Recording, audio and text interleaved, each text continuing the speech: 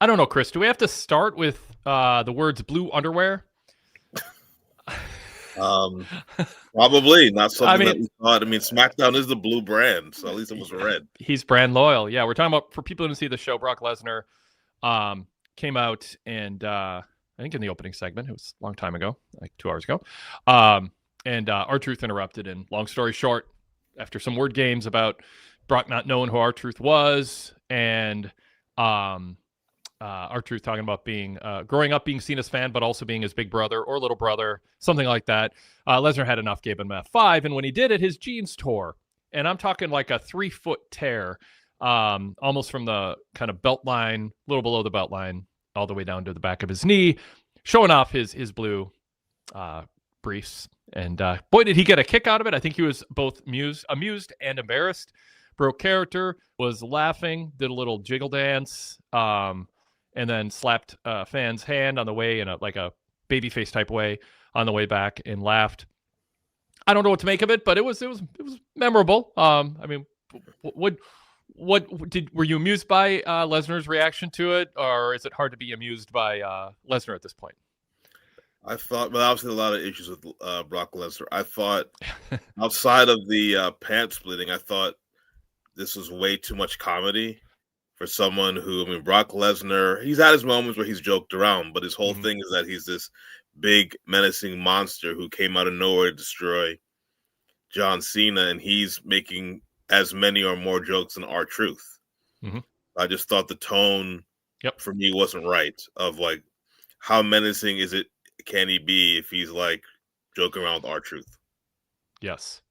Well, yes. I like, if Brock Lesnar was this beloved legend who last beat up Paul Heyman and was a babyface, and came back and did a little word game, Abbott and Costello bit with R-Truth, the tone of this would have worked. But they're kind of in a different spot right now with Brock Lesnar. And so this was like the softer side of Brock Lesnar. Let's do comedy with him. But what's the point? And I wrote this in my report at PWTorch.com. I encourage everyone to check it out. I analyze these segments as the shows are rolling along, and keeps you up to date on them if you're not watching or half watching or want to catch up on it. And I wrote that, like, the whole point of Brock attacking Cena and Sammy was to give him heel heat. Maybe there should be some judgment of that by the announcers or by the GM. He faces no consequences for interrupting a title match last week, attacking two men unprovoked. So yeah, it was fun. Even without the jeans tear, it was like crowds laughing along with Lesnar. It completely throws a bucket of water on the whole point of last week's angle. Well, I shouldn't. WWE doesn't know what the point is anymore, because they're just rolling in money and doing things a certain way. But the original point of heels doing the things like Lesnar did last week was to get heat. So you'd want to see the babyface get revenge. But in this case, there's no judgment. There's no consequences. Brock just gets his TV time, turns into a comedy segment. No criticism from the announcer, from the GM. And we just move forward. And I don't get it. I mean, if you want to do a formula, Chris, where heels everyone just does whatever they want, and title matches don't really matter. If they get interrupted, hey, it was entertaining. It was cool. It's a big star, so we don't care if a title match got interrupted. That was a good match between Cena and Sammy. People should be upset we didn't get to see a fight to the end. That's how all other sports work. You don't have sports games ending in the middle of the fourth quarter because something happens and no one cares. That'd be terrible if people didn't care. You want them to care about the outcome. Nobody cares. A week later, nope, announcers can't. I mean, there's a level of strategy, which is we don't want to draw attention to something that isn't the point we're going for, which is they don't want fans thinking about getting screwed over out of a title match. They want them thinking about Brock's back. But you unravel the fabric of what makes the formula WWE uses. They choose to use it, which is a heel babyface dynamic. And they didn't. It's just funny segment, haha segment with Lesnar. What happened last week? Don't worry about it. We're just going to move on to a title match. Chris. And Sami Zayn doesn't care either. He was just like, well, I can have a great match at Ray Phoenix. I'm more worried about that and challenging Carmelo Hayes next week. So I guess if he doesn't care, then why should any of us? Well, Sami got to keep his title. So maybe he's okay with Lesnar doing it. He shouldn't be as a babyface, but yeah. Yeah, maybe he does. Yeah. Cena was going to beat him. So he was like, oh, well, I escaped, so I won't worry about that. Yeah, I think that's kind of the problem you see a lot in wrestling. I think it's a lot clearer when you have someone who's, you root for someone, root against someone is a lot simpler. It happens a lot in life. But I think they want to have comedy. They, especially I'm going to make myself sound old, YouTube, social media. They want to have a 30-second clip that's going to catch someone's eye that they may not see otherwise or get their attention, but it really takes away from what the whole purpose of what the angle is supposed to be and what the characters are supposed to represent. And by the way, shout out to Norfolk, Virginia.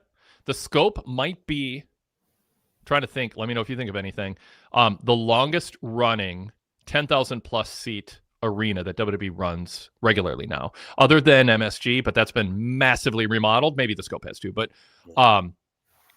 I mean, the scope's been around forever. It's good to not have an NBA or NHL team if you want to keep a suitable building in a below, I don't know, a third tier population wise market like Norfolk, just below, major league sport level. They've housed a lot of events over the years, and that was like a more traditional wrestling crowd. They chanted "This is awesome" during Sammy's U.S. Open title challenge with Rey Fenix, which I didn't have a problem with. That's when you chant "This is awesome." Two baby faces giving it their all. They both are knocked down. That's good. That means they're into the action of two people they like. And then they also were chanting for moves and wrestlers during Jade and Tiffany and during Drew and Randy Orton. They weren't chanting "This is awesome" when both wrestlers were down. I thought this was a crowd that felt like it has somehow withstood the battering of the traditional way that wrestling promoters used to try to make money, which is getting people invested in match outcomes and rooting for someone to win, and instead making them obsessed with social media moments. I was there to see that meme, or I was there to see that clip that went viral, or I was there for a big moment. This crowd felt a little more old school. And I don't think it was WWE's doing. But I mean, maybe it's a testament to the quality of the action. Chris, did that jump out to you, or now that I bring it up, do you kind of agree, or do you have a different view? Yeah, I agree. They even booed Brock Lesnar when he was about to talk before R-Truth came out. So there was an initial cheer for like the beginning of the show. Here's a big star, but then they realized he was a heel. I guess they were the only ones who knew, because the people who booked the show did not. Yep. But yeah, I like crowds like this that are, think whatever they think at any other time, but while they're watching the show, they're invested in it and invested in what the characters are. Yes.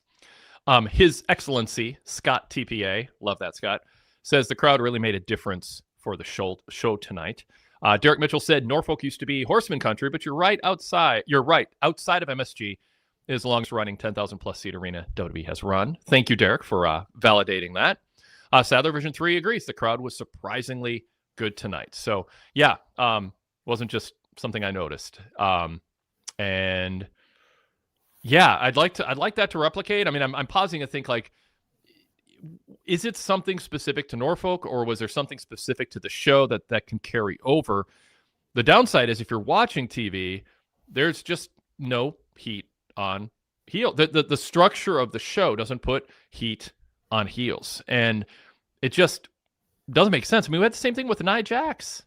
She attacks Tiffany, Stratton, and Jade Cargill after the double count out. We'll talk about that match in a moment. And Vic Joseph just said afterwards that Nia Jax showed her dominance again tonight. That's neutral language. Nia Jax didn't, quote, show dominance. Well, she did, but she's the heel against two baby faces, which is like Paul Levesque's favorite formula these days. I assume Jade and Tiffany are both baby faces at this point, even if fans kind of pick sides in this match in a good way.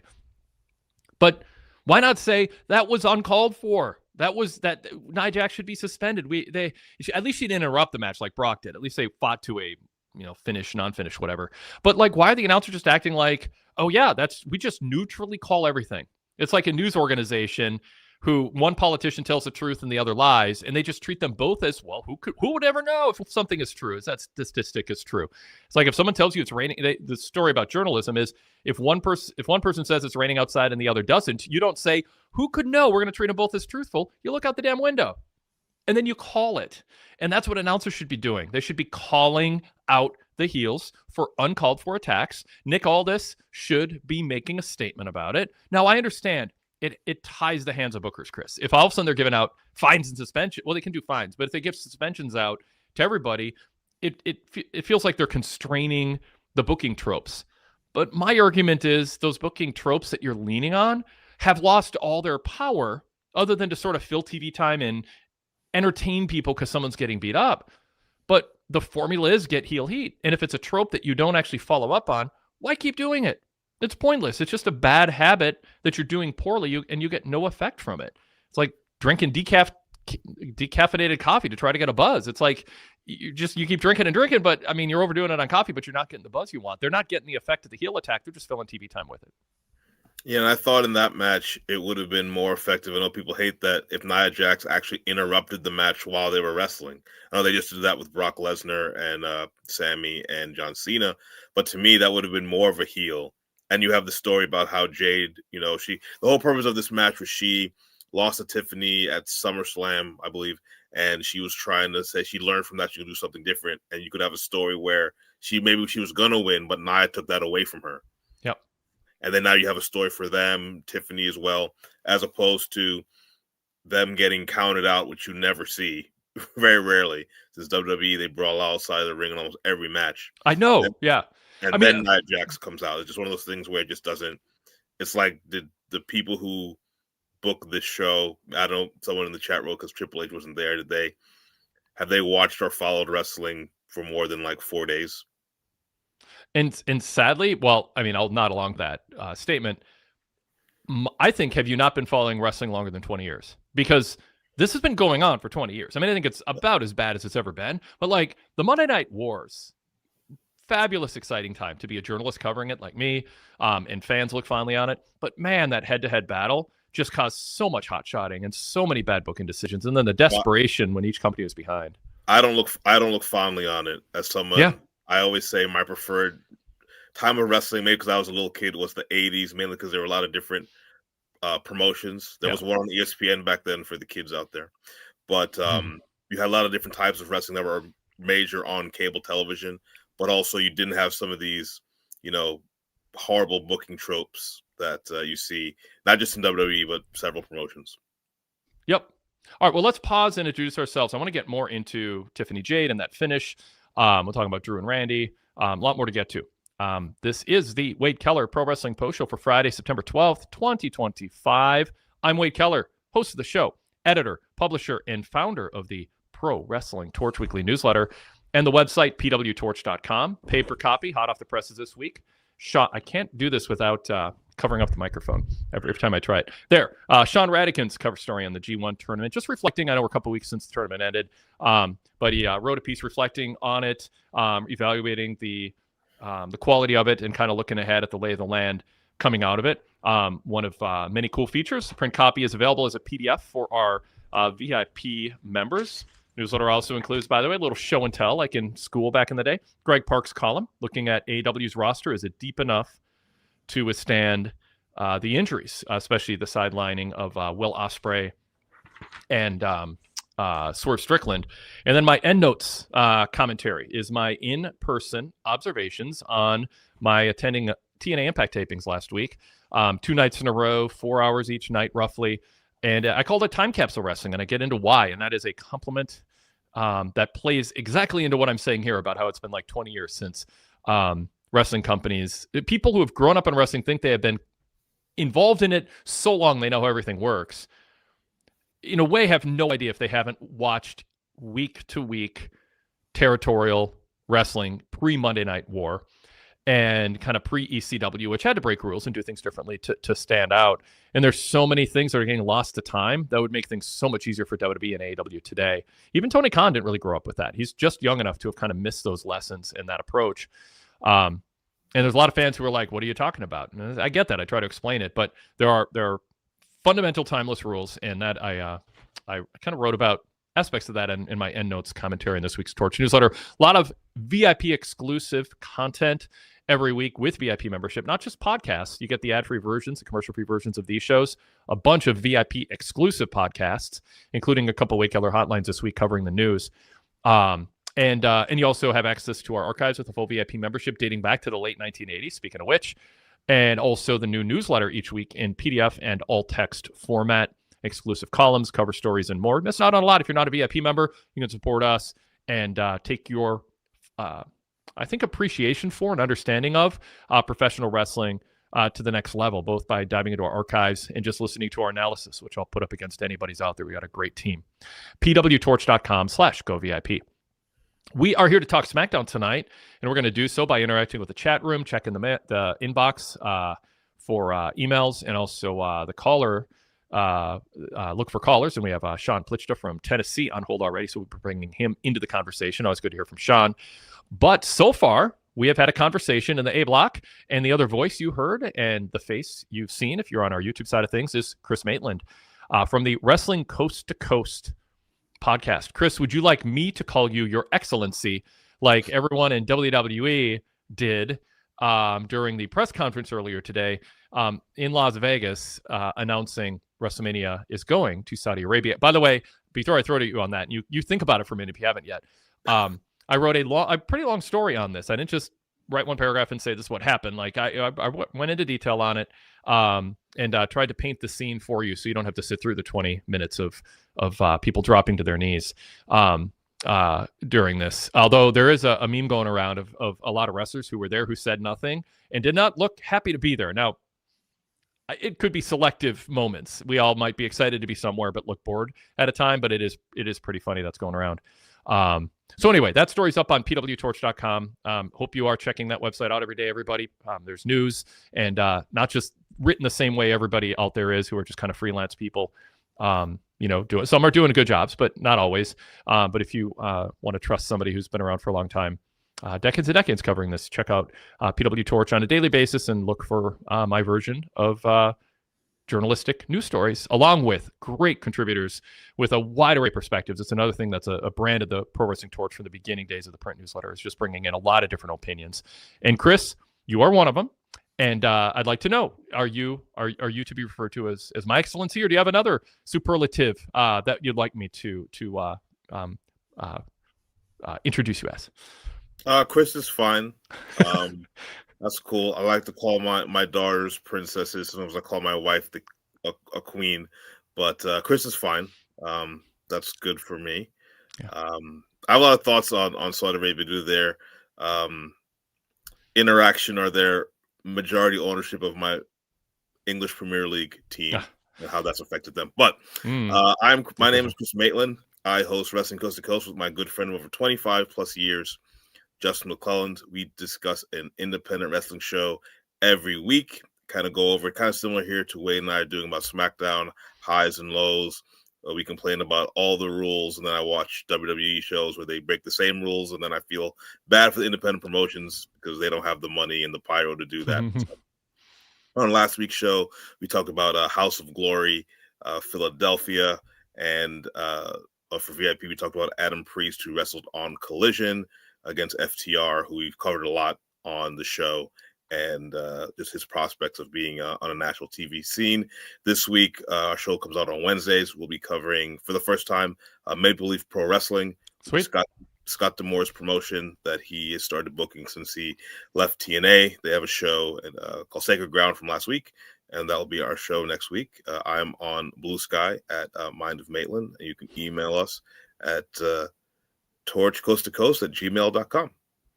And if you want to subscribe to the podcast that Chris just talked about, Wrestling Coast to Coast, you need to search PW Torch in your podcast app, and the PW Torch Dailycast logo will pop up. It's colorful, representing the colors of each of the shows throughout the week, and you can subscribe for free. That whole PW Torch Dailycast lineup is presented commercial-free to our VIP members on our PW Torch VIP podcast feed. And with a full VIP membership, you can actually create multiple feeds. In fact, like 20 feeds for all our shows, and group them by collection or individual shows so that you can kind of listen to them in a more organized way, or only download and have the ones on your phone that you're most interested in. Search PW Torch and subscribe, or get the ad-free version and customize your feed, pwtorch.com/govip. You can also email us right now or anytime. You can send questions or feedback or pushback or observations that we might read on the air, on the post shows, or on the flagship Wade Keller podcast at gmail.com. Wade Keller podcast at gmail.com. But again, Wrestling Coast to Coast, available for you. Search PWTorch. You can also find links to it on our main website, pwtorch.com, if you prefer to stream it. Or speaking of the flagship, by the way, we had some email questions and addressed those earlier in the week. Jason Powell joined me a week early. So those of you who set a calendar alert for every 3 weeks when Jason joins me on the flagship, you missed out if you didn't check it out Tuesday night or Wednesday morning. He was a week early this week. I've got Kelly Wells, by the way, from PWTorch NXT, joining me next Tuesday on the flagship. But search Wade Keller in your podcast app and subscribe to the blue logo show and the red logo show if you are interested in subscribing to what we do here on the podcast side of things, especially if you're discovering us on YouTube. And real quick, finally, we're on YouTube Live every Monday, Wednesday, and Friday night. I host after Raw, Dynamite, and SmackDown. We also have a show on the PWTorch YouTube channel after NXT, and then also on the weekends we have our Wrestling Night in America pay-per-view and PLE post shows. Brandon LeClaire and Greg Parks usually hosting those. So you can find us on YouTube. Just search PWTorch to subscribe. All right, so back to SmackDown analysis here. Tiffany and Jade, I thought that was in the top shelf of Jade Cargill matches. There was, I thought about football. In the Viking Bears game last Monday, they're talking about how the Bears quarterback, I can't think of his name right now because he can't throw a pass to save his life. Caleb Williams. Yeah, Caleb. He was the number one pick last year. I know. No, I know. Yeah. And Caleb Williams, I got to watch him throw the ball 3 feet over people's heads and hit the ground when they really needed to complete a few passes. He's very athletic, but that was not a good showing from him. But his first drive was really good before the defense kind of rattled him or whatever. I'm just repeating analysis from people who know more than me and reciting what I saw with my own eyes. But they said he had the first drive was successful. They scored a touchdown, and I think it's the only touchdown they scored all game was on the first drive, but it was all typically those first drives are all planned out. It's like, here's offensive coordinator, quarterback, they work it out. If it works out, great, and it did, and it was super successful. That's kind of what I felt about the first 2 minutes of Tiffany Stratton and Jade Cargill, for those of you wondering what I'm going off on here as a sidebar on the Bears-Vikings. And I'm like, well, that's it. Now it's going to fall apart. You know, they got their opening sequence, and it was cool. It was dazzling, and it was athletic. And I'm like, okay, now what can they do? And I thought it held up pretty well. There was like a suplex spot that I thought they botched, and then Vic Joseph said, no, Tiffany need Jade in the temple, and that's why they collapsed. I thought for the most part, it was a good babyface women's matchup, and I thought that they filled like 12 minutes better than I expected, which is a testament to Jade, but also Tiffany is, kind of, I don't know if it's quietly, but she's good and coming along. Chris, what did you think of the match? Yeah, I thought it definitely exceeded my expectations. I think Tiffany Stratton's been about 3 years since she signed with NXT and has a quite lot of improvement. As Jade had in this match, she's had some rough spots at times, but she did really well in this match. I think I did a really good job. And one of the things to me that I think from doing Wrestling Coast to Coast is honed in on me is how is the crowd reacting to the match and how they're reacting to the moves. Yeah. I think the one testament for this match that both ladies should be proud of is that the crowd was into their match. They were into the result, and they were, rooting for Jade a bit more, maybe because they wanted a title change. But I thought they did very well. I thought you were going to say that Jade was kind of like JJ McCarthy, and she turned it on more in the second half than the first half. But well, that would be a true statement. But and that's a variety of factors. I'm excited to go into the game Sunday night. So with Jason Powell. So we're gonna see JJ McCarthy's first home start in the building. So that's gonna be fun. Hopefully it'll be fun.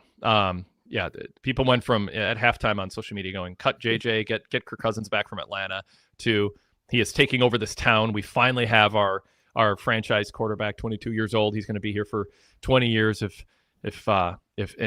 winning Super Bowls for us. So it was a very big swing in a short amount of time. A very small sample size for either extreme. I was telling people to settle down with the first half. When they're freaking out against a very good defense and a guy playing his first game ever in the stadium he grew up going to games in because he's from Chicago. It's like, okay, he'll never be good. And then the second half, he was really good, but come on, let's see how he does against a few other teams. All right. Comments in the chat aligned with our thoughts, Chris. Derek Mitchell says Jade Cargill showed some improvement in the ring tonight, but she still had a few botches. Tiffany Stratton has all the tools WWE likes. Blonde and beautiful, but she's miscast as a babyface. I was even thinking when she went for the prettiest moonsault ever, and I'm like, do they want to change the name of that? Like, that's kind of cocky. It's like shiniest wizard. Like, who are you to say? Let other people say. That's a heel name for it. So two things. Did you notice Jade botches in the match, as Derek brings up? And do you think Tiffany has adjusted from the intent to be an obnoxious, self-centered Barbie spinoff to a baby face? Has she adjusted in a way that seems appropriate for the character she's not playing? I noticed maybe one or two botches from Jade. I'm kind of, maybe it's because, again, I watch a lot of independent wrestling. I'm kind of sometimes soft on botches that they're not too crazy, because a lot of these moves that they're trying to do are probably a little bit too complicated. You're going to slip, you're going to make mistakes.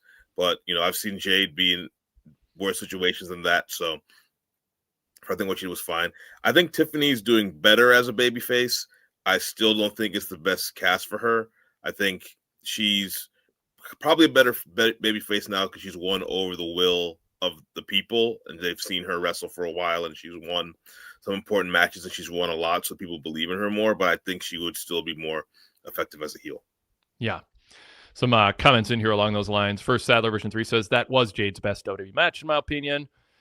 Scott TPA says it was her best match, but there were some botches. It's crazy that Jade has more experience, but Tiffany carried the match, and it's just so much better. I would say I'm differentiating between botches and clunkiness. And maybe there were botches and I just missed them or didn't see them, but I think there was a little clunkiness, something that didn't go real smooth. But a botch to me is just something where it falls apart and you're like, ooh, as opposed to, oh, okay, they recovered, that kind of thing. Does Jade, I mean, it's an interesting thing. One thing I think about wrestling, does Jade really have more experience than Tiffany Stratton? Good question. Yeah. Because, Tiffany was in NXT where they did a lot of training every day, and then wrestled on NXT for a while. And Jade was in AEW where there is not that same system, although she did some training as well on her own. So I wouldn't necessarily say she may have debuted on TV before Tiffany Stratton without the years popping up in my head, but I wouldn't say that she's like vastly more experienced than her. Chat GPT says Tiffany has had 125 matches starting in early 2025, and Jade has had 100 matches starting in August, the end of August 2024. Very close. And Chat GPT may not have every match. I'm not going to validate it, but it's basically similar enough. And then Jade did train at the Performance Center off camera for a while since WWE signed her, and Tiffany had a lot of training in NXT. So, yeah, I don't know. They both are still green, but they're both really good athletes in their own way. I think Tiffany's is a more natural fit for pro wrestling, but Jade has a lot going for her. But some people just are pretty good athletes, but it doesn't, the wrestling worked style doesn't, they just don't quite have the timing or the knack for it. And I think people were starting to give up on Jade when it came to that. Some people were, and I understand it, but I don't know. I think this was a positive sign, what we saw tonight with the right opponent. Yeah. Sadler version 3 agrees. Botch is way overused. This match wasn't thrown off by any botches. More comments. Brock Benningfield says, I don't know about Jade. I don't see that much improvement. Slow motion. Looks like she's in her head, counting steps. Yeah, you can play. That's kind of the quarterback analogy we said. A rookie and a sophomore quarterback, second-year quarterback. You see a lot of thinking and not, where they're thinking, what am I supposed to do? Where are my feet supposed to be? Where am I supposed to check? And when do I run? When do I throw? When do I bail out? And other quarterbacks, it just feels more instinctive. And yeah, they're both not at a stage where you're not going to notice some of that. And with Jade, it's taking longer than with most. I will for sure stipulate to that. But I think there is progress there. Derek Mitchell adds, in my opinion, Tiffany really needs a strong heel run to make people care about her. The Tiffy Time persona just isn't clicking with the crowd.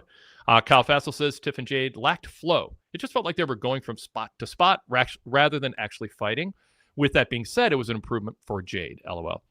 Totally agree with that. I think that is a very fair characterization, Chris. They were doing spot to spot instead of a flow. But it still, I think, added up to an effective, as you said, you watch crowds, see how they react. It was an effective match. It's hard to, that's why the star rating really fails to encapsulate wrestling, I don't know what I'd give. Crowd's into it. It was athletic. They pulled off a lot of kind of complicated stuff, but it did feel like two wrestlers without a ton of experience doing moves that felt like they were practiced and that they were thinking hard while they were doing them. Yeah, I think that's my general issue with wrestling. There are way too many matches that don't seem like a fight and just seem more like Cirque du Soleil. And I like Cirque du Soleil. I saw it in Las Vegas about 8 years ago with my wife. Very nice. But that's not what I kind of grew up wanting pro wrestling to be. And I think sometimes it goes a little bit too far in that way. I was just editing, and this is a VIP feature. We've been running our 18 years ago podcasts on the PWTorch VIP podcast feed. And again, you can exclude those from the current events feed, or you can include them in our retro feed, or you can just subscribe to them specifically, the 18 years ago shows, so you can listen to them and binge them when you want. But the one we're putting up tonight, and I don't remember, I'm trying to remember who I was talking about, but I was listening back to some of it, and I was talking about saying a wrestler needs to make it look like he's in a fight more than it's a performance. And so even 18 years ago, what you just brought up, Chris, is something that I think is worth evaluating. And that the highest level you can reach is not doing dazzling high spots or dives. The highest achievement is making it look like you're in a fight. And that's offense and selling. And it's not just offensive and selling. It's also not being like the luchadors who lose all their matches because they can't stay focused on trying to win a fight because they have to play to the crowd, which again happened tonight with Ray Phoenix. That's why he lost. And the announcers they're calling him out on it now. Yeah. It's not like nobody sees it. I saw it. I was critical of Ray Phoenix for it. I've been critical for other luchadors going in for it for years. Like it's part of the culture of the presentation of their wrestling. But it stands out in WWE as like you're undisciplined. It's why are you looking at the crowd and just go score a touchdown to keep our football analogy going before you spike the ball and celebrate. Look like you're in a fight and look like winning is your goal, not quote getting over or getting a crowd reaction. That should be a side effect of looking like you're trying to win. Chris, anything you want to add? Yeah, I think that's part of the issue of just results. I mean, it used to be people used to think the best wrestlers were the ones that won the matches, good, bad, or indifferent. Now it's not what people think is the best wrestler. So if I look good having a spot here or there, that's actually more important than winning, which again defeats the purpose. Yep.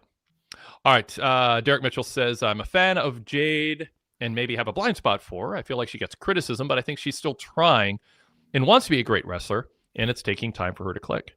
I don't think that's representative of a soft spot. I think it's just being gracious and kind to somebody who you think is working hard, and it's okay to root for somebody to get better. And I think it's fair to say that that it's taking some time for it to click. I mean, it certainly is. I think everybody agrees with that. Let's see. Mark Pischetti, speaking of just kind of this, he said, I watched TNA last night, and the Elegance match, which I saw in person last Thursday at the building, has more light than contact, more light being shown than contact. It's systemic in the industry. A talent will get themselves over if they're safely stiff.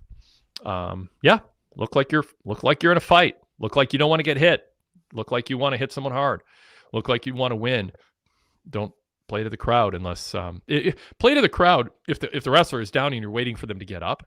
Like if you want to, charge at somebody with a drop kick, but you're waiting for them to stand or whatever. Yeah, wait. Look like, but don't play to the crowd and then have it backfire because your opponent recovers. It's just there's so many bad habits and that they just do without thinking, including going full circle back to not extinguishing heel heat by acting like heels doing things are just business as usual instead of chastising them for it. All right, let's bring Sean from Tennessee into the show and see what he wants to talk about. Sean, good to see you. Good to hear from you. What's up? Oh, doing great. My as good as your Vikings came back, my Packers are looking phenomenal right now. Yep. I am on the cloud nine. It's early, of course. Yep. It's only 2 weeks, but 2 good home wins. The Al Michaels was mad. Al Michaels, I don't know if he's happy these days, but he just seems kind of grumpy. Maybe he has for a long time. But he wanted that game to be better. Yeah, I mean, you could just tell. He's like, he wanted to call a classic. And it's like, the Redskins went to the conference finals, and it was just... Jade Daniels. Yes, I mean, it wanted to see something. And, yeah, I mean, it's, Lambeau is always a fun atmosphere. And, I mean, there was a little bit of a comeback before there wasn't.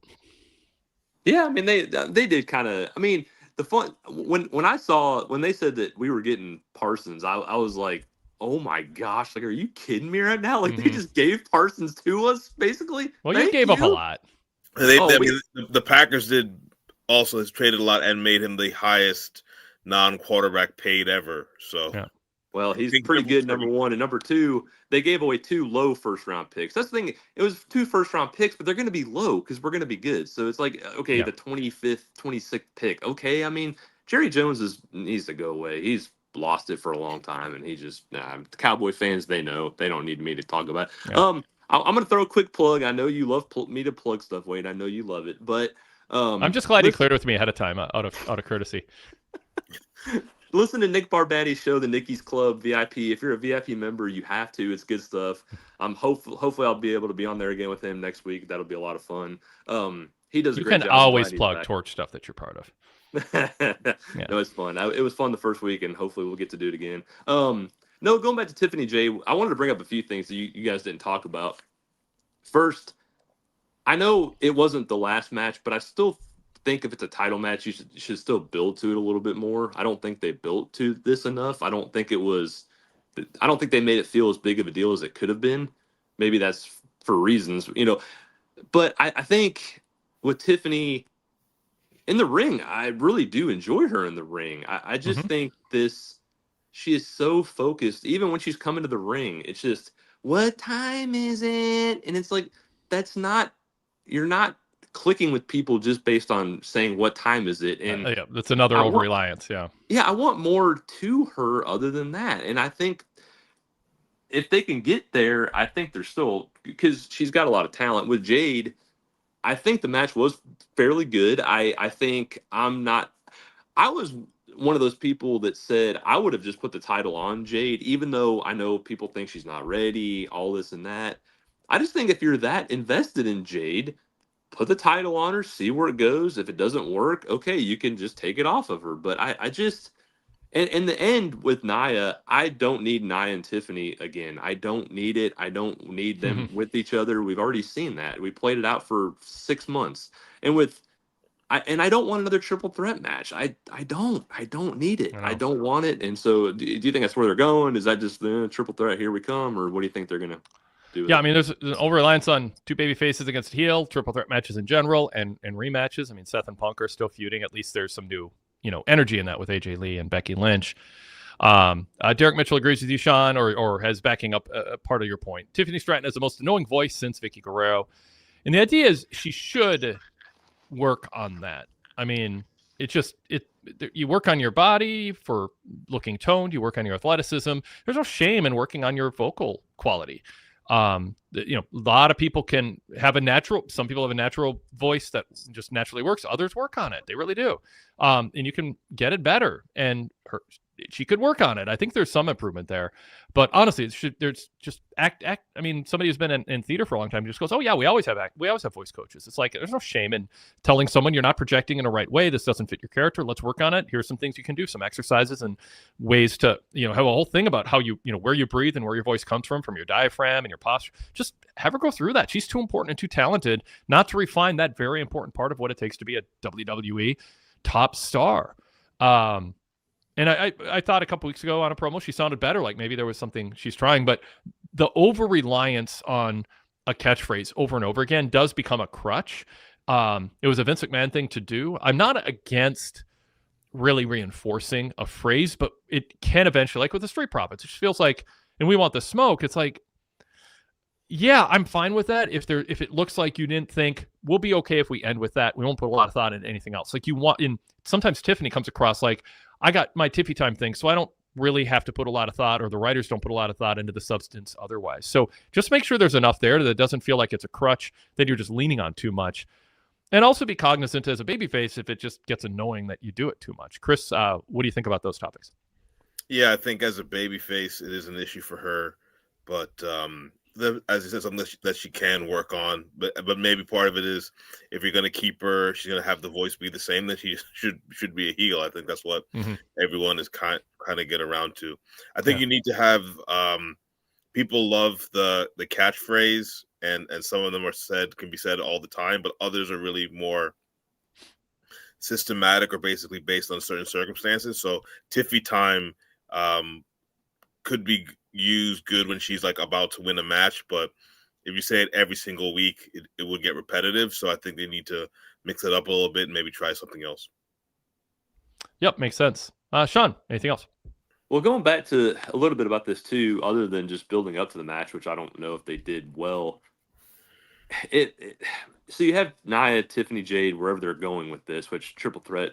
I mean, I hope they don't go that route. But if once they get past this on SmackDown, unless they do a shakeup, which I don't think they're doing, it doesn't seem like they're doing. I know people from Raw come on to SmackDown and vice versa, but I just don't know. There's not a lot of big matches out there if you're just on SmackDown proper. If you have Tiffany, Jade, and Nia, there's nobody there credible right now to face either one of them and make them feel like it's going to be the big deal. Or they've just done a bad job with the mid card, especially on SmackDown, making any of them feel relevant or making them feel important. I mean, Chelsea, could have been initially, but they're just having her in the mid card, which is fine for now. But is that a problem? Do you think that's a big problem right now? I think it's a problem in wrestling. On the Wade Keller hotline for VIP members on Wednesday, I think it was, I did a whole show on AEW and the babyface roster. Greg Parks wrote about it too. Column on it, and we ran a poll on PWTorch asking, because we saw that big drop in the rating a couple Wednesdays ago, and I'm thinking, is that Swerve and Will Ospreay being gone? And some people are like, oh God, it's kind of thinned out. Darby's not enough. So I'm trying to take the poll. So go vote in that, by the way. We got polls. We're trying to get polls up more days than not now on PWTorch. It's fun to vote in them, and and kind of think through those issues and also see the results of the polls in progress and how people are voting. So PWTorch.com, check out the polls there.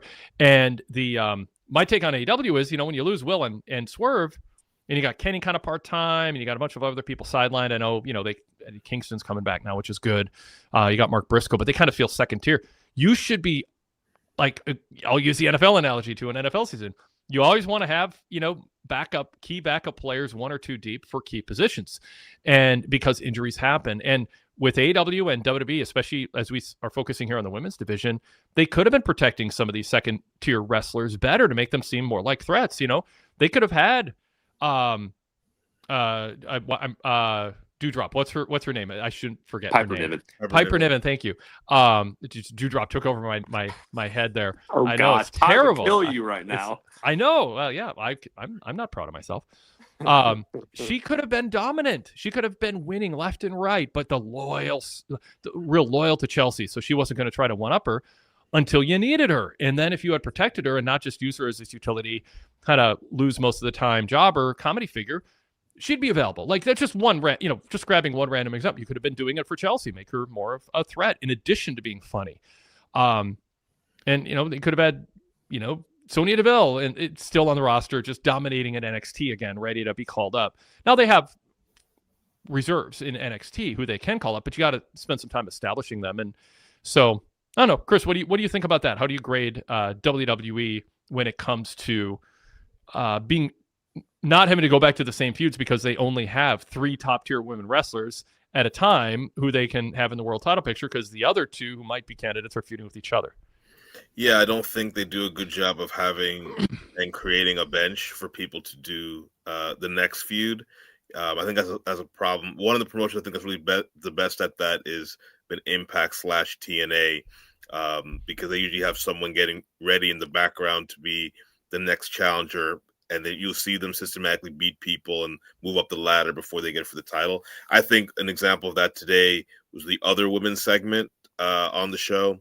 I wanted to talk about that too. Oh my gosh. Which I think was supposed to be a match. Even the announcers thought it was supposed to be a match, and it's sort of like, if you're going to put them on the show, that's an example of how you could make someone be credible and a threat and interesting. As, I wonder what would happen if they face the champion next in 2 months. But instead, they did something that was almost a complete waste of time. And by the way, talk about they douse heel heat by not being critical of heels for their actions or having consequences. If you book a match and it doesn't happen because there's a 2-on-1 brawl and a save, but the people who are supposed to wrestle are on their feet, wrestle the match, go to break, come back, have the match later in the show. This whole idea that, they just fought for 2 minutes, so now the match is called off. I mean, because it was supposed to be a match. I mean, and the announcers were just like, okay, I guess we're not doing it.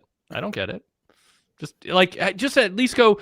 Nick Aldis has said he's going to reserve this match till later when both women are fresh. They've been through too much, or have BFAB not be able to stand up, and have the ref say, no, we can't continue the match. But they don't think about that stuff because they don't think of it as a sport. They think of it as trying to entertain people with segments, but they don't think about the through line of logic and structure. That's the foundation that makes everything work easier and gets crowds invested, and it makes them take it seriously when they're watching. Invest in the idea that when a match happens, it's important to get an outcome. And when there isn't, we're upset. We don't just blow it off and move on. Yeah, they think about it almost entirely as a time thing. They probably didn't want to give that a lot of time. They didn't want to have a short match. So the best way around that was to have this where people run in and they don't actually wrestle. Because, again, just think of it entirely as a TV product, but it just looks bad the way it's presented. That's the thing. What you said is their rationalization for doing what they did, and it never crosses their mind that there's this price they pay for it. Of course, they didn't want a long match. They didn't trust BFAB to have a long match. They didn't want to spend a lot of time on it. You can do that. I'm not against saying you're going to have a match and not having one. What I'm against is saying you're going to have a match and not having a good reason not to do one, and then ignoring that it's not happening. Like, just have BFAB not be able to stand up, or have the heels run off. You could have the heels run off and get counted out, and the referee counts them out, and then they're throwing a fit backstage. Like, why'd you do that? And like, well, you didn't come to the ring. Well, there's just a whole array of things they can do that makes it seem like Nick Aldis is in the back, and his number one goal is to have matches that are scheduled take place. If a heel or anybody interferes and stops it from happening, there's consequences. And he wants outcomes. And if you interfere with that, you also will pay a price. You'll be fined, you'll be suspended, you'll be scolded at least, and the announcer should be all in on it. And by the way, Joe Tessitore is good at this. Not perfect because he's in the WWE system and he's told what to do, but his natural instincts as a actual sports broadcaster, he brings that sports instinct to it, which is when I'm at ringside watching WWE matches, it's like boxing, it's like the NFL or college football. We're here to watch two people battle to try to see who's better. And it's important that we find that out. And if we don't, the responsible party should be called out for it. That should just be a foundation, a non-negotiable foundation of every single thing that a pro wrestling booker books. But they don't. They just want shortcuts and rationalize doing other things. And it chips away at people's investment in it. And now you're only drawing because of star power and wrestling moves. And it's a lot easier to draw. And the reason they're drawing now is because they did that well with the Bloodline. They did that well with Cody. They did that well with Sammy. They did that well with Rhea Ripley. People wanted to see them on a journey. They wanted to see them in matches and win titles. And now they've lost their way. And there's a delayed reaction to paying the price for it. But I think they will. I mean, there's things they can do to make up for it, to mitigate the downside. But Paul Levesque's shown some surprising gaps in what I thought would be a more traditional historic acknowledgement of structurally what's needed for a company to work efficiently and pull fans into the maximum level. Sean, what else? Yeah, so going into Chris, because I want to talk about Giulia, because I wanted to hear you guys actually talk about this a little bit. I know wasn't the biggest part of the show, and that's okay. We could talk about other things. But Giulia, I didn't know her, and they made her seem like a really big star, right? I mean, like, oh, she's a big free agent. She's somebody we want to have. And I think she's got some charisma there about her. Like, there's something there I feel like they could tap into with her. The U.S. title doesn't help because there's not a lot of good challengers for that, and it just doesn't feel like she's can elevate it right now because her character's not there. And I tell you what, to me, putting her, if you're going to have somebody with her, don't have it be someone as green as Kiana James is. Like, people don't even know who Kiana James is. You're going to bring her in as a manager for Giulia, or not a manager or whatever they're trying to do with her. But that hasn't worked for me at all. I think Kiana has some potential down the road too, but putting them together didn't make a lot of sense. So I wanted to hear what you guys have thought about her so far, like what potential she has in WWE, because I think there is some there that they could tap into, but I just haven't think they've done a good job building Giulia in any way so far on the main roster. Chris, why do you think they have put Kiana James with Giulia? And do you think if they were going to do it, there was a better way to establish them as a pair and each of their kind of personalities and demeanors? I think they did it probably what they do for a lot of wrestlers who don't speak English as a first language. They want someone to speak for them. I thought they had an interesting contrast in the fact that Giulia seemed to kind of be more dominant than Kiana James. She set James out there first to go after Michin when she came out with the kendo stick. So it's kind of like Giulia's in charge, which to me kind of, if she's in charge, then she really doesn't need Kiana James. I don't know why they're together. Yeah, have a reason for it.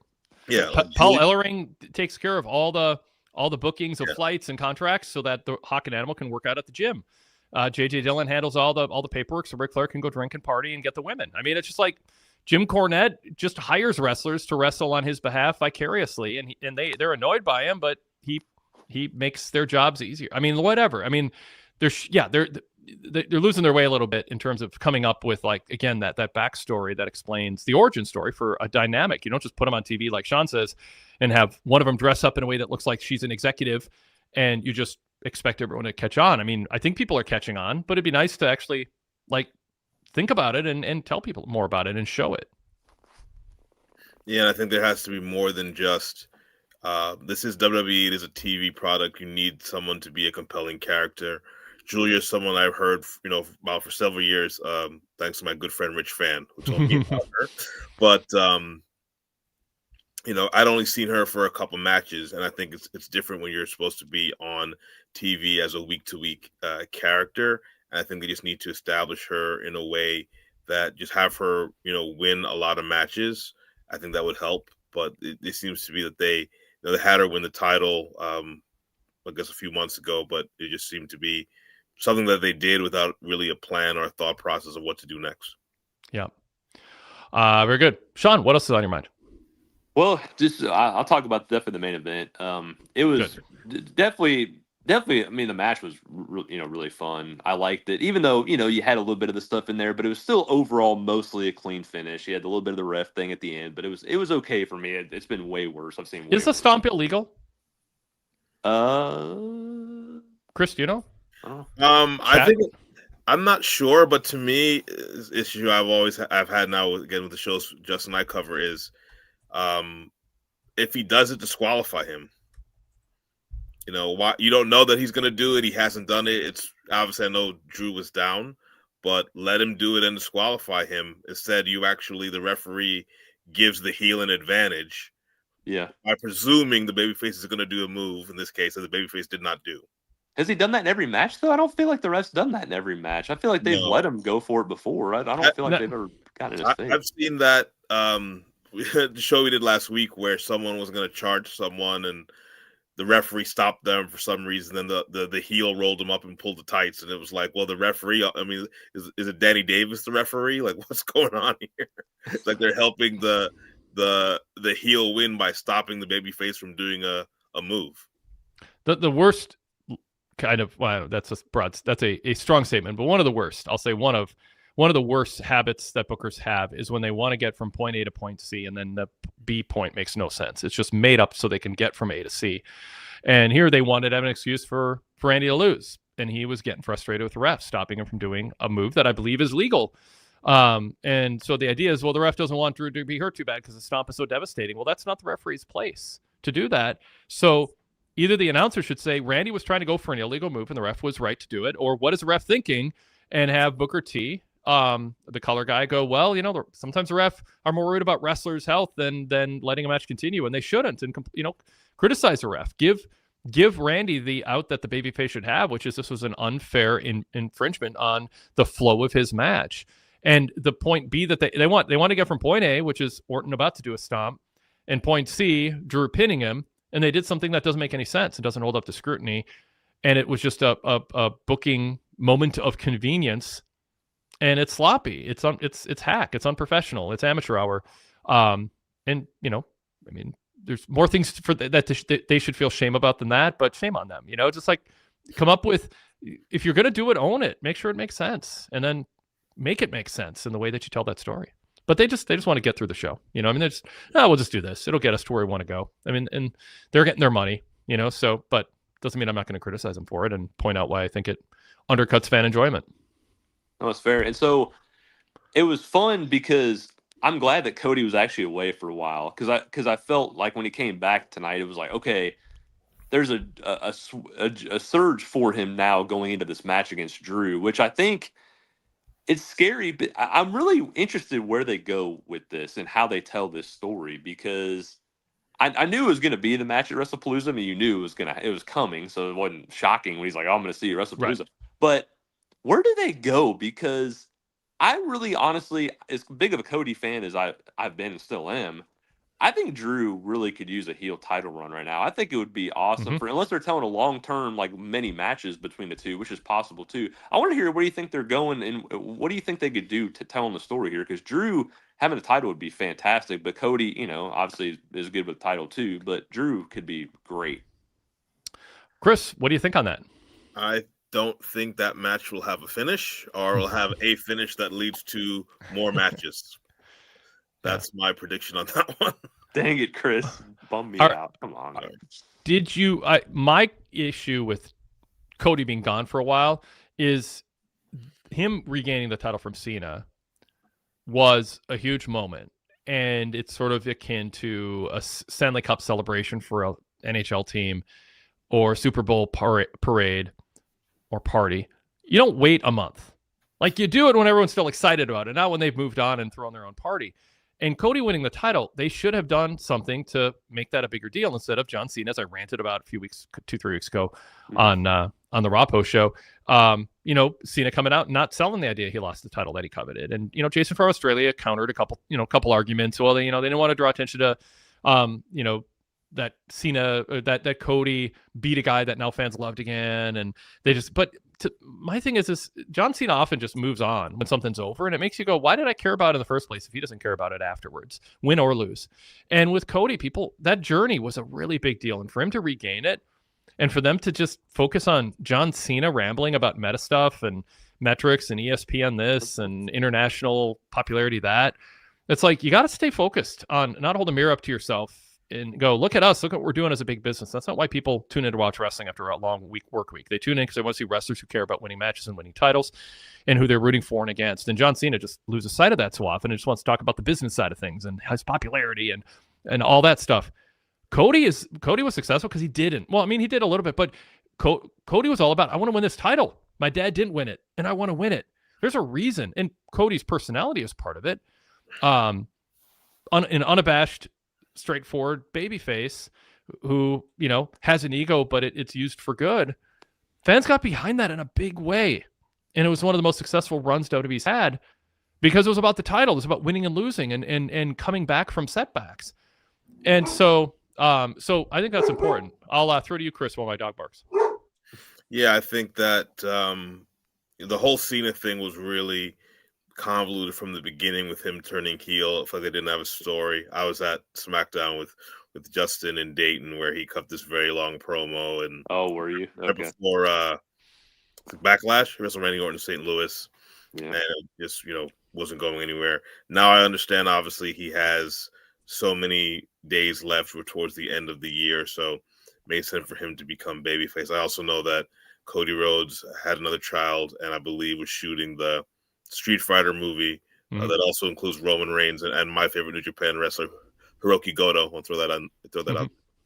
But I think I remember actually watching the show thinking they have not mentioned the champion once on the show and then he ran out in the main event. I'm like, oh yeah, that's right. It is Cody. So I think they need to definitely focus on him. And I know he has some personal things going on and other obligations, but I think they definitely need to have him be a key portion of the show. And they booked it that way. And this is I've talked to people in WWE over the years, and this is their mentality is we don't want people thinking about something that we're not trying to make money on at this moment. And we want to get a big pop for something later. And they don't put a priority. And I would myself on treating it like not you're trying to get big pops. Let the pops be a natural result of reacting naturally as if this were real. And I think that's where you get rid of all the headwind, so much headwind when you do it that way. Cody Rhodes winning the title should be a really big deal that everybody should be excited about. The wrestlers should be talking about it. And when I say happy about it, maybe some people have second thoughts because Cena turned good, and you can have Dusty Rhodes was master when he booked, and he got a lot of criticism in the late 80s for being a super egotistical, self-centered booker, because Ric Flair was sort of the good guy in that battle between the power structure and Jim Crockett Promotions at the time. But Dusty would have people talk about, he'd instruct other wrestlers who he's boss of essentially to talk about him in their promos before they got to their own promo. When Cody wins a title, that should be what people are talking about on the next show. You want to protect that the title is a huge deal, and you also just own it. Just go, Cody won the title, and you know what? He's got some things going on, some personal stuff, and a movie. Have him send in a promo going, I'm so excited to be champion. I can't wait to get back. I'm on the movie set, and they think, oh, we don't want people. Of course, it's good to say he's doing movies. It's good to say that he's a crossover star. He works hard enough. I don't think he's going to lose credibility by saying, hey, I won the title, and I'm going to be a fighting champion, but I got a couple weeks here where I got to deal with things. They said that he had a second kid. Well, he could bring that up too. Like, connect with the audience who are on the edge of their seat, waiting to hear from Cody, celebrating with them, and he's gone and they don't talk about it. And it makes fans feel like fools for caring. And all of it is so he could get a slightly bigger pop tonight than he would have had he had a presence with a pre-taped video that he sent in. So yeah, I would do it. I'd do it different. They're like, oh, we just want to keep him on TV because of the pop. Well, that's not how anyone would do things if this were real. You shouldn't think about it. Shouldn't always be so transparent that the things that happen in this world aren't the natural things that would be happening if it were real, but they're the things that someone would do if they were trying to manipulate things in order to get a bigger pop when someone came back. And that's what it feels like. And I philosophically strongly disagree with that approach. Yeah. And that's funny because that's why I didn't want. I thought it was a bad idea Cena winning the title in the first place. I just never liked it because then Cody, they made him look bad to lose it and then just to win it back. It didn't have a lot of meaning. Just have Cody have a long title run, and then you could have built to Drew winning the daggum title, and it could have been a big deal with him winning the title. And they just did this old nonsense. Going back to Lesnar real quick, the last thing I'm going to bring up with Lesnar. Yes, Brock is a quote unquote big star. I get that part. I get them saying, yes, if Cena's going to be around. Like, Cena Lesnar just feels forever ago. Brock came out tonight. Yeah, he got the pop for just coming out initially. What purpose does he serve at this point in WWE other than just he comes out, gets some stuff, and people are, like, oh, he has that star aura about him. But I just feel like there's nothing with him. What did he say tonight other than R-Truth coming out? That segment just sucked. Everything about it sucked. R-Truth's not his fault. That's just what they have him doing. But Brock just feels like just an afterthought at this point. I just don't know what the fruit of bringing him back truly was. I just don't to have a match with Cena. I mean, I just don't get it. They're going to be on ESPN for the first time with a PLE. And ESPN's a sports channel, a sports brand. Brock Lesnar, former UFC champion, wore Vikings jersey. I was in the Metrodome to see him on the practice squad at a preseason game. I don't think if they hadn't struck a deal with ESPN and launched WrestlePalooza, I'm not sure he'd be back right now. But they believe it was worth the risk. Backlash. They obviously felt they were okay with that. They were willing to take that chance. So he's back for that reason. Paul Levesque sort of threw Cena under the bus a little by going, well, Cena, this was on his wish list, and I'm just doing what Cena wants. And then Cena came back and goes, oh, I just do what they tell me. So it was weird. Neither Cena nor Lesnar or Cena nor Levesque wanted to take ownership based on what I had heard about their quotes. I didn't see the full context. So if someone wants to correct me, please do. But I've had multiple people tell me that is a fair representation of how those two quotes went. I was amused by that. I don't necessarily agree Sean went with a non-full-time legacy star like Lesnar making if we're to pretend this is real, he made an unadvertised appearance, attack. They should have talked about that more. Going back to my, criticism earlier, that should have been a big deal. They should have suspended him for several weeks instead. If he comes back in, his contract's torn up. Whatever. Figure out a way to frame that, have that expire, and then that explains when he comes back. And that could have been last week or not. Then they could go, we want to suspend him.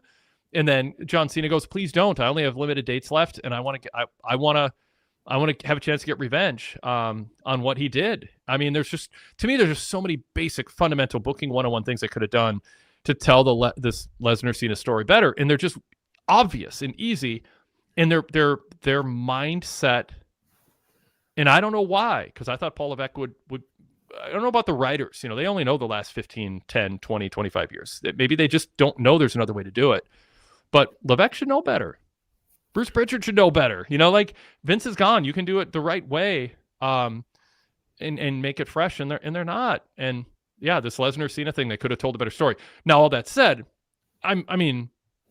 it's okay. I mean, he's back. I mean, I didn't like the comedic tone tonight, and I didn't like the WWE as a company not criticizing him for a couple attacks that should get him heat instead of me acting like, oh, he was just showing how dominant he is, like they used the line for Nia Jax. Chris, what do you think? Yeah, I think with Brock, obviously you have diminishing returns with him due to, the reason he's been in the news. I think with WWE general, like the problem is they're making a lot of money.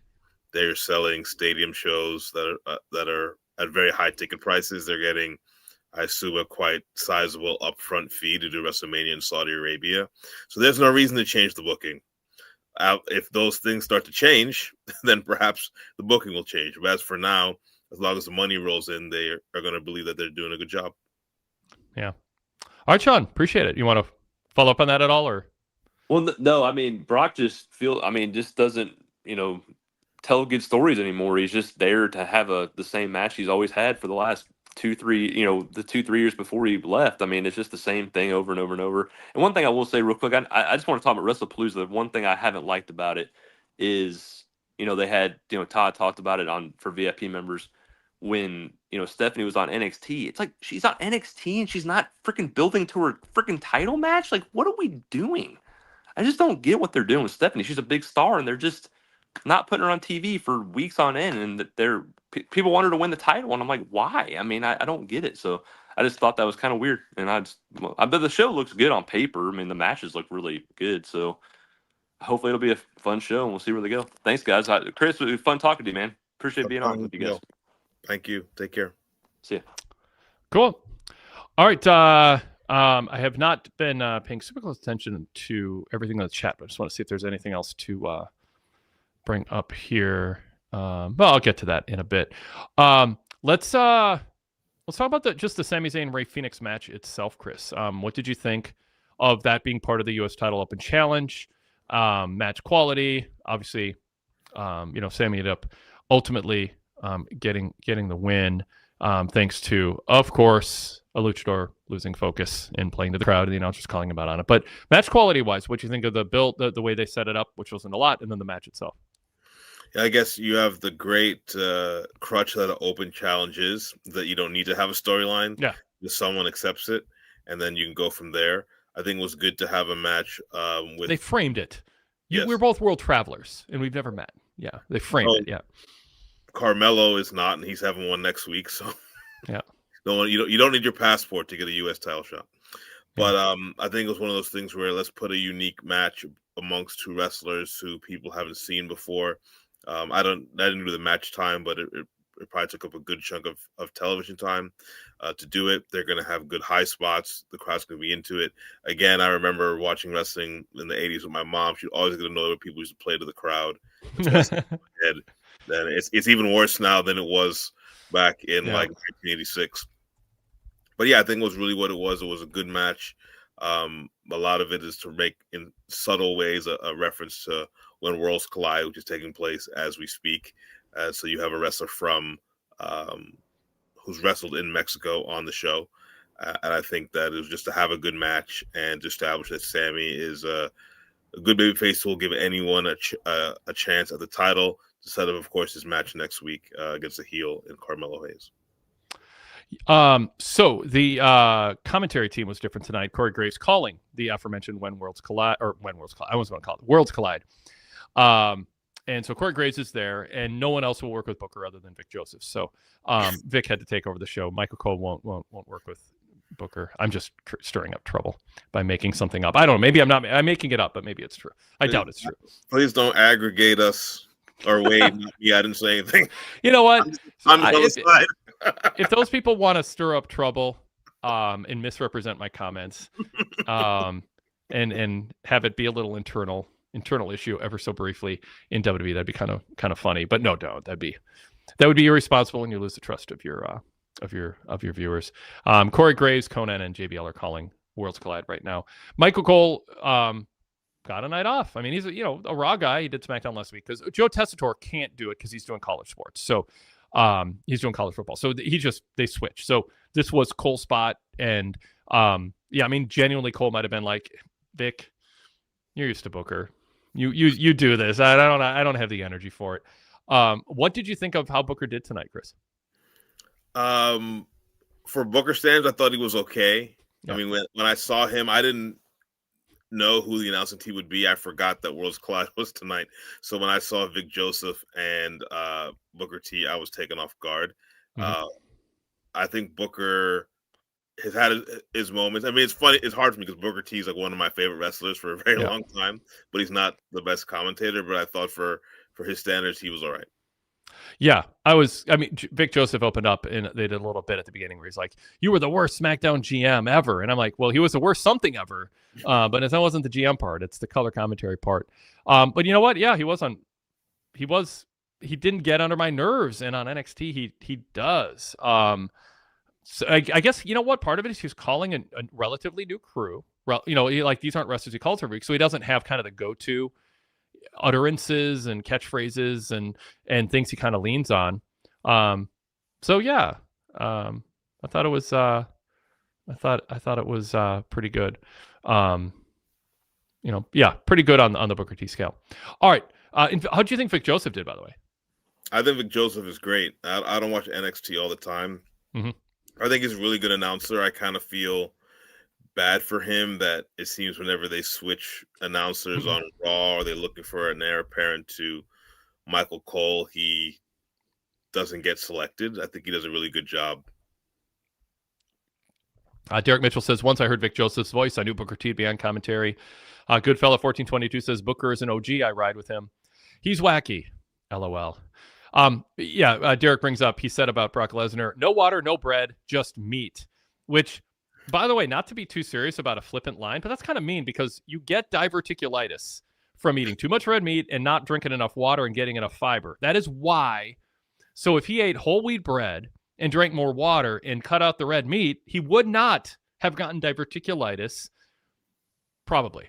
Sometimes you can get it anyway. But that is, Google it. It is like the number one cause of diverticulitis is too much red meat, not enough fiber and water.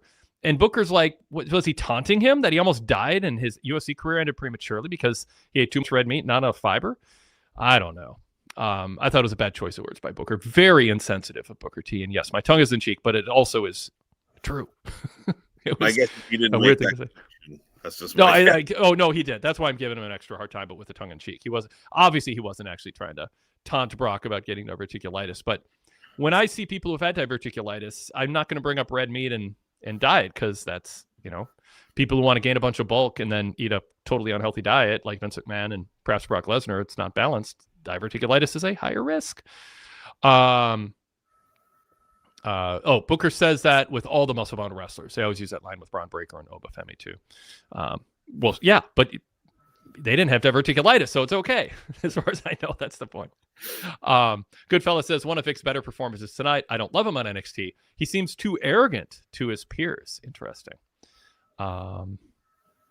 Let's see. Someone said something about, Kyle Fassel says, let's get Booker T and Conan commenting on Raw one week. That would be unhinged. All right. The Wide Six vignette. I wanted to bring that up. Bo Dallas / Uncle Howdy did most of the talking, but also Eric Rowan. Yeah. John in my head. Eric did a bit of talking too. Talked about the Brotherhood of is infected. So talking about the Street Profits, I should clarify. The Brotherhood is infected, so they can amputate and save themselves, or let the disease consume them. Both said they are not the ones to blame. They said they just sowed the seeds and now they're sprouting horns. Follow the buzzards. Howdy closed with, I thought this was one of the better Wide Six vignettes. They had a target specifically who they're talking about, and what they said sort of applied to the storyline that's going on. The only problem is it's also what Aleister Black is doing, and he did it like 8 minutes later on the show. A bunch of kind of symbolic dark talk. Priest is saying not with venom but with doubt, and you are the sickness and the cure, or I'm the sickness and the cure, and live by the code. Violence begets violence, and I shall be its prophet. And it's like you could do a whole thing like it's like a game show thing. Like, who said it? This person or that person? You do that with Aleister Black and Bo Dallas and Eric Rowan. Which wrestler said this on this show? So, Chris, I guess comment on both the vignette from Aleister Black in addition to the Wyatt Six. What do you think?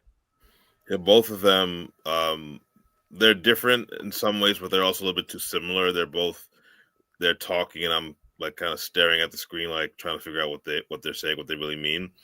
I think the Wyatts are much better off with having a focal point to talk about, or they're just talking in circles about random things that don't make sense. So I'm glad that they talked about the Street Profits. As someone put in the chat, I just noticed, probably shouldn't be the tag team champions. I think someone else should do that. They could just be more of a hovering tag team, maybe feuding with the Street Profits or someone else, but they shouldn't be the champions.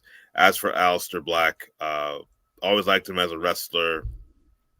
But yeah, these promos, they're just a little bit too over the top for me. And I know it was good to have a little storyline progression for him and Damian Priest because he didn't wrestle on the show. But yeah, I'm always watching him and going, what is he talking about? Yeah, I mean, I these are both a little more on point, a little less just word salady. So, I mean, I guess that's a step in the right direction. What do you think of the Worlds Collide cross promotion tonight? I assumed WWE made a mistake and thought AEW Rampage was still on the air, and that's why Worlds Collide is airing at 10 Eastern right after SmackDown, right? Because they don't book these shows unless they can also undercut AEW at the same time. But there's actually something going on extra by WWE on a weekend when AEW is not running a special event, and they're not going head to head. Yeah, I thought it was smart marketing to have the fight in have the show Worlds Collide in Las Vegas the day before the Canelo Alvarez Terrence Crawford fight, which is tomorrow on Netflix. And I think they did a really good job of promoting it and mentioning it. They even had promos with Dom Mysterio and Rey Mysterio. They showed people going to the ring. They did a really good job of connecting it, sort of like, hey, when SmackDown is over, tune right in to watch this show. And I think it's a really good job of marketing. Yep, I agree. David Miller, by the way, covering Worlds Collide right now on PWTorch.com. So just another plug. Please visit our website daily. We work hard on it. I do a lot for it, and our whole team does. And it is worth creating a tab, creating a bookmark, and checking it a few times a day. There's some good articles people put a lot of work into. Kind of if you can pull yourself away from refreshing social media and short little quips here and there, and test your attention span to spend 3 minutes reading something, it would probably be good for your brain too, and support us, and maybe be a higher level of wrestling analysis than the bickering and back and forth that pulls you into social media all the time. So there's my self-interested life advice. Go to our website, settle in, and read the news and the articles.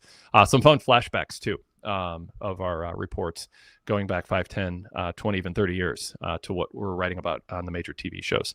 Go VIP, by the way, pwtorch.com/go VIP. It includes a fix with Todd Martin, everything with Rich and Wade, post pay-per-view roundtables, Greg Parks Out Loud, Alan Cunahan's, Alan Forel's Pro Wrest Paradise, the Wade Keller Hotlines, NXT 8 Years Back, and so much more. pwtorch.com/go VIP.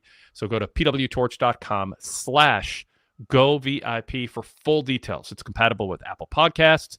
You can unlock our VIP shows through Spotify and Patreon. You can pay with credit card, debit card, PayPal, or through your Apple account directly. It's all explained with details on features. pwtorch.com/go VIP. Treat yourself to it. I think with the price of everything these days, it's a bargain for the level of use and enjoyment I think you'll get out of it, whether you're listening to a lot of podcasts or interested in wrestling history with our style of coverage, our contemporaneous real-time coverage throughout the decades, or you just want to have an ad-free, clutter-free way to keep up on wrestling news and some good writing with exclusive features, as aforementioned in this week's Pro Wrestling Torch newsletter. Sean Radican's cover story, Greg Parks' column, my end notes with details on my experience at the TNA show, and more. pwtorch.com/go VIP. Chris, thanks so much for joining me today. Great having you on. Anything else from SmackDown you want to sneak in before we sign off? Oh, just one last thing that was in the chat. There was a really good promo video setting up Lesnar and their history going back to OVW. I thought that was really good. Yes. Yep. Some good photo album from the past of young pictures and stuff. So yeah, cool.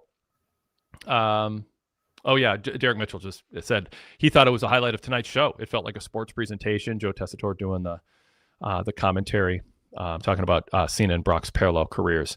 Yeah, a lot of parallels there. So well done. All right, cool. I'm glad we got that in. Thanks, everybody. I'll be by Monday night after Raw, and we'll have some shows over the weekend for our VIP members in the meantime. And check out the flagship if you haven't yet. Again, Jason Paul joined me this week, and you're going to want to catch that. We covered a lot of topics, and we had some Viking Bears talk, too, as you probably imagine if you know us. Thanks again, everybody. Thanks for the chat, and we'll talk to you all next time.